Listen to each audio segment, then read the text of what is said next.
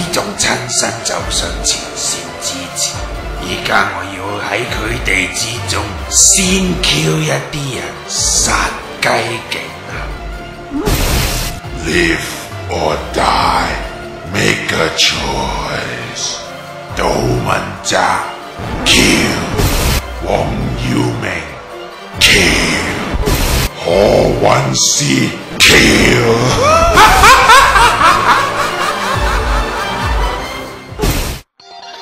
就係因為咧，佢哋走在佔領最前線，就係因為佢哋最敢言，所以咪最先犧牲咯。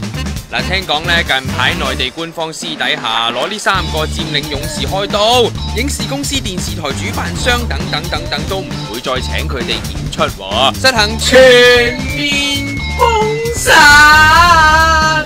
好似明哥同阿詩咁啊，下個月嘅廣州草莓音樂節咧，已經因為攞唔到內地嘅批文，冇得開 show 啦。你大鑊啦！方丈份人好小氣㗎。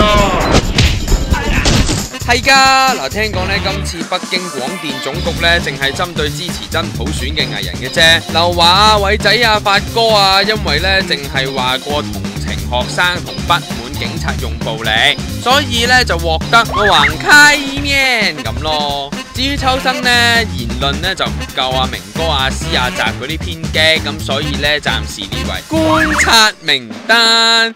哇，咁係咪真係要謝恩啊？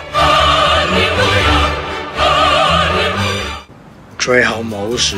雖然咧冇咗個 show， 不過明哥就一啲都唔覺得可惜喎。我哋尋日咧亦都打過俾佢經理人嘅，佢都承認因為攞唔到批文啊，個草莓音樂節今年之內都唔會舉行。咁擔唔擔心佢哋真係上唔到去，以後唔可以翻大陸啊？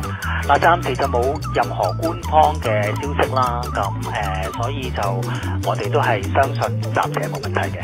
我諗佢哋第一日決定走上前線，其實都係好清楚自己做咩嘢嘅。咁同埋所有有機會會承擔效果，都係之前有考慮清楚嘅。係咪唔會後悔啊？唔會。仲話阿詩同明哥咧收到被封殺嘅消息，淨係哦咗一聲，反應好淡然啊！呢啲咪叫型咯。斯林醫學美容即時送上淡紋 V 面優惠，今日獨享額滿即止，即打21101888預約啦！